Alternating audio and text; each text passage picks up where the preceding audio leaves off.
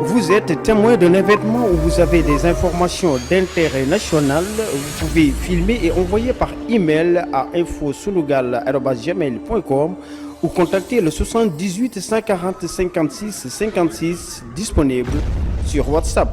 moo xam da nga fekkee xew-xew moo xam da nga am information boo xam ne da nga bëgg ñëpp jot ci ni ngay def yomb na yónnee ñu ko sunu adresse mail bii di infosunugal@gmail.com wala nga wooñu su numéro 78 140 56 56 mbaa nga yónnee ñu ko WhatsApp ci boobilee numéro boo ko defee àddina bi yëpp dinañ ci jot Sunugal 24 yéen nañ fi nekkal. mbokk yi safo Sunugal 24.net ñu ngi leen di nuyu bu baax a baax ci jotaay yi ñuy amal di ko tuddee le point de la rédaction. ñi ciy fas yéene di waxtaane bépp actualité rawatina les faits divers yi am fii ci Sénégal Moustapha Mbaye la ci àndal saa su ne ma koy nuyu bu baax di ko bàyyi rek mu nuyu ak mbokk internet yi seetaan Sunugal 24. ma lay fay bu baax a baax Cheikh Mahfous di am mbégte rek à chaque fois di teew ci plateau bi ñuy waxtaanee lépp lu ñeel actualité bi. ayca mi ngi noonu Moustapha tey nag dañuy ñëw ci mbir moo xam ne si nii lu doy waar la mi ngi xew fële ca fi nga xamante ni moom mooy Mbour. nekk ci benn amoo boo xam ne si nii booy génn Sindia foofu la nekk donc mu am nag lu fa xew muy juróom-ñaari góor yoo xam ne si nii dañu dal ci ay jigéen ñu toll ci juróom ñoom nag dañ leen violé juróom-ñaari góor yooyu ñoom ñoo violé ñi nga xam ne si nii moom muy jigéen ñooñu dañ leen a tëj ci ab néeg daal leen violé ba tax na jur na coow lu bëri foofu nag mi nga amee ci guddi gi alxamis jàpp àjjuma nekk na nag Moustapha loo xam ne si nii Libération xëy na ci tey def ci ay leeral maanaam ñi nga xam ne si def nañ jëf jooju daal di ne xam nañ leen bu baax ba jàpp nañu kenn ci moom ci ñoom donc juróom-benn yi ci des ñu ngi leen di recherché ak ñi nga xamante ni ñoo di brigade di gendarmerie bi nekk foofu ci Popenguine Moustapha ci loolu laa bëgg ñu waxtaane ci lataa ñuy dugg ci beneen point bi nga xamante ni moom la ñuy jagleel le point de la rédaction fas yéene ci waxtaane tey donc Moustapha naka nga gisee mbir moom nga xam ne si ni xew na foofu ca Mbour di juróomi góor yoo xam ne si ni daal dinañuy dal ci ay jigéen ñu toll ci juróom violé nañ leen nag ci ay waxtu yu bëri dégg naa waxtu yu bëri lañ leen séquestré egg ci ñoom daal métti woon na trop ba jàpp nañ kenn ci ñoom. mii jëf ju ñaaw joo xamante ne yaakaar naa ne ñëpp a koy ñaawlu parce que comme ni nga ko waxee viol collectif la ay waxambaane bu ñu songee ay jigéen ñoo xamante ñoom ñoo leen ëpp doole ci bërëb boo xam ne tamit ñoom bi ñu koy def dañoo nemmeeku xool ba xam ne fii benn góor nekk fi ay jigéen doo nga fi des ñu doog a def jëf ju ñaaw jooju ñu ngi wax ne sax ay sàmm lañu. ñoo dal si kaw jigéen ñooñu gannaaw bi ñu nemmeekoo ne kenn nekk fi amatuñu force boo xamante ne. war na leen mën a assister ci période boobu. donc mii jëf ju ñaaw joo xamante ne dañ koy ñaawlu bu baax a baax et puis di xam ne tamit du loo xamante ne képp ku xam campagne bi xam ci biir dëkk bi di nga xam ne du loo xam ne lu bees la bëri na ay xale yu jigéen yoo xam ne ci biir àll bi moo xam dañuy wut matt. moo xam dañuy am leneen lu ñuy def ci àll bi ay activités yoo xam ne dañ koy def ci biir àll bi ñu leen fay fekk jaay leen doole violé leen daal di daw dugg ci biir àll bi donc bii moo siiw nag dafa fekk ne bii peut-être journaux yi léegi ak ni ñu bëree ak ni nga xamante ne site yi bëri nañ ko ak ni nga xam ne rajo yi ñu ngi fu nekk léegi moo waral yenn yi di rëcc ndànk-ndànk nit ñi di ko xam mais bëri na ay viol yoo xamante ne ay xale juddu nañ ci wala ay xale ñu def ci infanticide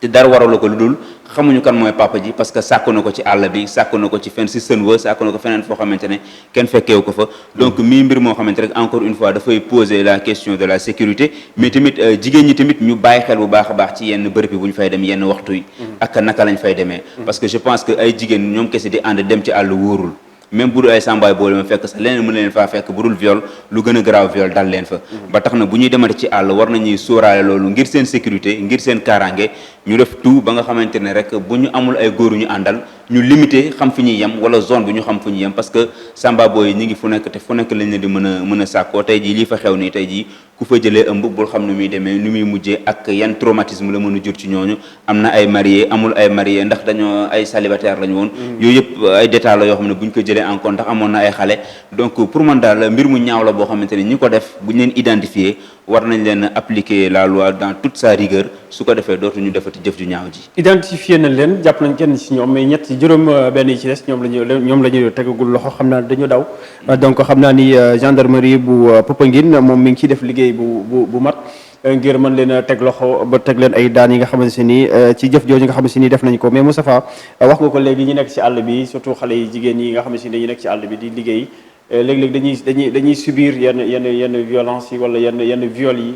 ci àll bi te après du mujj fenn mais ñooñu également war nañ leen saytu bu baax a baax ñu ut ay mesures maanaam yoo xam ne si ni daal dinañ leen sécurité bi nga doon wax léegi nan lañ leen di sécuriser ñi nga xam ne si ñoom nekk ci àll bi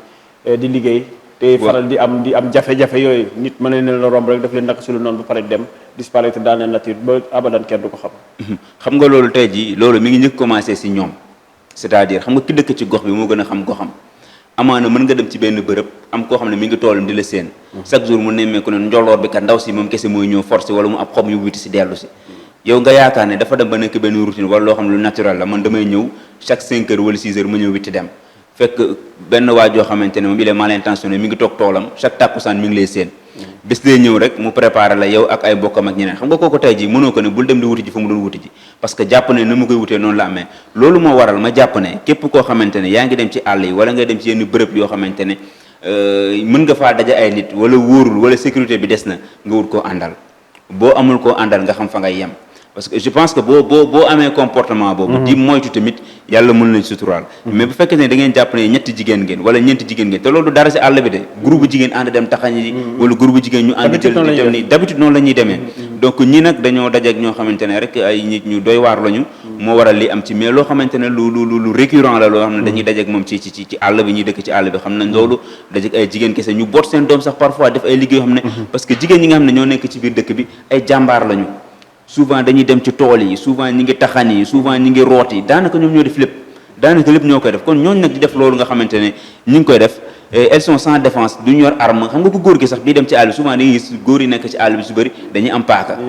dañuy yor paaka wala ñu yor yet te paaka yi boo waxee ñëw la su ma dajax loo xamante ne jaan la wala loo xamante ne rabu àll la ma mën a jëflanteeg moom mais jigéen gi amul paaka yorul yet yorul dara donc kon kooku nga xamante ne elle est sans défense amul lu ko mën a assister amul lu ko mën a jàppale donc ki ko mën a jàppale rek mooy ku góor ka mu dëkkal te yenn saa ay góor ñu dëkkal ñu baar ma ci wax ji ñenn ñi ay yaafus la ñuy doon dañuy préférer nekk ci benn oisiveté boo xamante ne du jéggi dayoo lay doon jigéen ñi sax ñooy di ëpp njëriñ ci penc mi donc c'est pas tout le monde duñ ko généraliser mais am na ñu bëri ci ñoom ñoo xamante ne jigéen ñi ñoo leen ëpp kaay leen añ wala kaay leen reer rek la ñuy dëkk kaay leen añ wala kaay leen reer la ñuy dëkkee voilà loolu donc mi mbir moo xamante ne lu regrettable la donc ñooñu nag ñoo war a tamit def seen kéntalaay kantan ba assister soxna yooyu di leen jàppale di leen taxawu et puis tamit képp koo xamante ne gis nañ la ngay siif mbaa nga gaañ mbaa nga def naka sul noonu ay soxna yoo xam ne dañoo demoon di liggéeyi wala di daan seen doole wala def lu ñu war a def ñu corriger leen ca nañ la war a corriger nañ la war a corriger mooy yóbbu la ci yoon def la ko ca war je pense que suñu defee loolu mën nañ dimbali suñu soxna yooyu mën nañ dimbali suñu sœur yooyu nga xamante ne ay jàmbaar lañu mais en tout cas Moustapha viol yi moom fan yi bëri na trop daanaka doo toog semaine boo xam ne si ni doo dégg viol ci askan bu société bu mel ne bu sénégalaise donc nekk na loo xam ne si ni war na taxaw aussi ñu def ci ay jàngat bu baax a baax xool lan moo waral fait yooyu maanaam mbir yooyu di am maanaam viol ci 21e siècle chaque jour rek ñu ne viol lan mooy problème bi réellement. waaw dafay wane ne rek encore une fois suñu société dafa gën di feebar te feebar bi li ko gën a waral dafa am benn dégradation des mœurs boo xam ne nit ñi dañ koy gis mi avancé chaque jour gis nga lii di ay viol lii di ay suicide lii di ay cas de crime yooyu bu ñuy montré daf ñuy jëmee ci li Émile Durkheim doon wax anomie maanaam société boo xamante daanaka dafay dem ba yàqu-yàqu yi dafay jéggi dayoo donc yàqu-yàqu yi jéggi dayoo yooyu nag li koy indi bokk na ci ay valeurs yi nga xamante ne dañoo ñagoon société bi bu ñu demee ba koy mabal te loolu dafay commencer bu ñu demee ba di banaliser lépp loo xamante ne bu dëkk ba dañ ko doon aaye bu ñu demee ba nga xamante ne léegi kersa ak worma nit ñi daanaka joxatuñ ko dayoo nit ñi daan jëflante ku nekk roofarloo ak sa morom ku nekk nekkin bi daal di doon lu rafet ku nekk am droit de regard ci sa morom ba nga xamante ne da ngay corriger nit ki te doo si am loolu lépp mu daal di dem su ko defee ba nga xamee nit ki nag léegi moom dafay dem ba daanaka rus bi ak worma bi ak kersa gi dootu fa nekkati lu ma neex laay def dara du ma ci fekk dafay daal di bëri lu ma neex laay def dara du ma ci fekk dafay daal di bëri mais aussi tamit am benn éducation boo xamante ne dañ koo commencé toujours mu am benn changement bu ñu ciy nemmeeku ça veut dire que actuellement néew na ñoo xamante ne dañuy éduquer mais dañuy élever dañuy dundal xale rek bàyyi ñu dem dundal rek ngay def xale yi bu bëccëgee ñu ngi ci mbedd mi bu guddee ñu ngi ci mbedd mi vacances bu jotee ñëpp dañ koy gis bu guddee xale yi telli bi daw da nga naan sax ñii fan lañ xale yi sax dafa mel dañ leen di sonal ci biir kër yi man je ne peux pas comprendre 23 heures nga gis benn groupe d'enfants yoo xamante ne tranche d'âge boo koy xool 15 16 17 ñiy dox di dem ci wetu tali bi nii yow nga romb leen 23 heures ou bien 0 heure parfois donc tu te poses la question de savoir ñii fan lañ dëkk ñi ani seeni ay parents te ñoom ñëpp am nañ ay parents ñi ngi ci dëkk bi donc pour man benn fuite de responsabilité la boo xamante ne ak desserrement contrôle social bi yooyu yëpp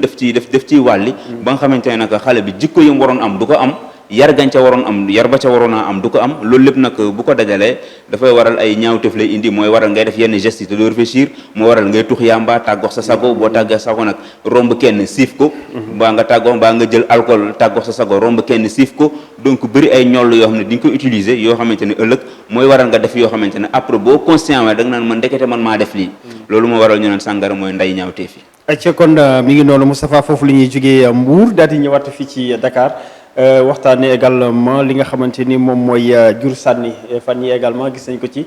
muy fee boo xam ne si nii daanaka chaque jour tamit ñu dégg ko que ni gis nañ fii benn liir wala ci benn sachet kër sëriñ bi fan yii la passé am na kun fa benn liir bu ñu fa gis yaa moo ko sànni foofu bu ñu ko mënee waxee noonu waaye démb rek moom moo ci mujj fële ca case ba rond point case ba ci poubelle la ñu fekk ñaari jumeaux ay jumeaux lañ ñaari liir lañ fa fekk ñu sànni leen foofu ke ànduñu ak seen bakkan nag. Donc gis nañ ci population bi wax nañ ci ñaawlu nañ ko mais en tout cas Moustapha daal man instant bi moom vraiment man xamatuma sax lan laay wax ci affaire yi xew nii ci Sénégal xamaguñu woon ni Sénégal di jur di sànni di def ci ay mbuus di gas di suul di dugal ci ay fosse vraiment doy na war. waaw xam nga dafay fekk si logique bi ma doon wax sànq nii rek dafa amoon ay jamono fan yële passé li ñu doon nemmeeku mooy viol yi. ñëpp naan viol yi dafa bëri fan yi doo toog déggoo viol. ñu amaat yeneen semaine yoo xam ne je pense que waxtaan nañ ci sax li ñu doon nemmeeku mooy cas suicide yi nit ñi di xaru ba démb rek di gaar nañ kenn ko xaru nit ñi di xaru comme pas possible yoo xam ne xàmmee ñu ko fi woon fan yi ñu génn mu am leneen lu ñu nemmeekuwaat mooy sànni doom yi jur doom sànni donc à chaque fois dafay mel ni dafay am benn phénomène social boo xamante ne dafay nekk au devant de la scène et nit ñi bu ñëwee nag ëllëg ko ñu profité ci jàngat ko profité ci am ci def ci benn genre campagne de sensibilisation dimbali ñi nga xamante ne ñoo war a jël ay responsable mais duñ ko def nan la ñuy def dañuy contenté ci ay commentaires comparé ci ay analyses yoo xam ne souvent c'est des analyses basiques yoo xam ne dañ ciy contempler rek dañ ciy contenté wu daal di avancer bu ko defee buñ demaatee 6 mois wala 3 mois même phénomène bi revenir at ñu dem ba di ko dund day dem ba daal di ñu miin ko donc dootul defati kenn dara léegi buñ sànnee doom wala nga dégg ñu ne mbëbës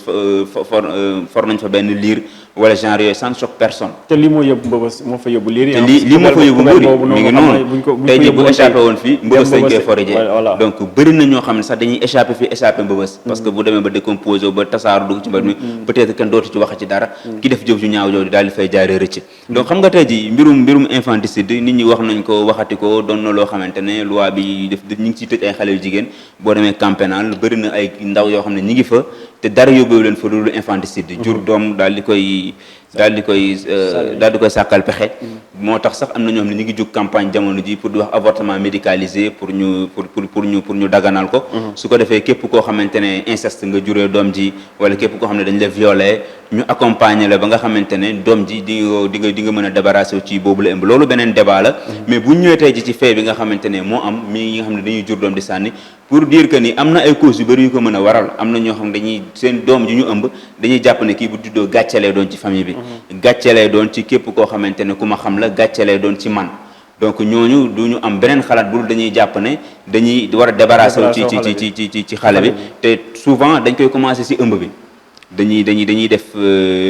nier ëmb bi bu ñu nier ëmb bi nag nier ko ba dañ koy nëbbu daal dañ koy nëbb kenn xam ne dañu ëmb ba ni ñu amee doom dañuy takk seen ay biir voilà mi ngi noonu ñoo xam ban astuce dañuy utiliser def ko ñenn ñi sax dañuy jéem a débarrasser ci xale bi mais xam nga rek yàlla moo yor bakken te gis xale yoo xam dañuy jéem a débarrasser ñu def ko ñu lañ ko naan pour bëgg avorter mais dara yàlla indi xale bi donc finalement su xale boobu juddoon dañ naan comme def naa lu nekk demul xaaral ma débarrasser ci moom souvent ñoom tamit ñoom ngay retrouver ci yenn cas infanticide yi nga gis koo xamante ne dañuy jur doom ki ñu ko séqal bañ na du jurul doom ji ñu wax jëm kaw ñu ne ba jëm suuf bañ na jurul doom ji ñu ne du jur doom ji amul bàyyi am na ñoo xam sax ki ñu nekkal ki ko séqal moo leen di pousser ci infanticide bi parce que bu ne la yàqal biir bi nga ne yàq ko dem ba foog ne yàq ko fekk biir baa ngi développé di dem nga dem ba arrivé en terme kenn xamul ne xale bi juddu na kenn xamul ne ëmb nga daal di ci débarrassé wu donc pour yow kële moom pour moom yaakaar na ne yàq nga biir bi donc mii mbir moo xamante ne pour man bëri na ay paramètres yoo xam ne dañ koy jël en compte bu ñu koy analyser parce que kenn koo jàpp rek ku def infanticide dina la wax cause yi nekk ci ginnaaw keneen koo jàppate mu wax la cause yi nekk ci ginnaaw te amaana cause yi doon benn mais loolu lépp bu ñu ko dajalee am na ñoo xam ne dañoo jàpp ne avortement médicalisé bu ñu ko dugaloon dina wàññi yenn cas infanticide parce que prison yi ñi ngi fees te bëri na soxna yoo xam ne ñi leen fay dugal ci loolu infanticide lay doon te xam nga yooyu dafay doon genre délit yoo xamante ne ki ko def mën na doon koo xamante ne jigéen boo xamante ne amul benn problème du violentul deful dara mais dafay toll ci benn période de vulnérabilité. famille bi également. famille bi duñ ci jàpp maanaam li ñu ci war a jàppe duñ ko ci jàppe dañ koy seetaan.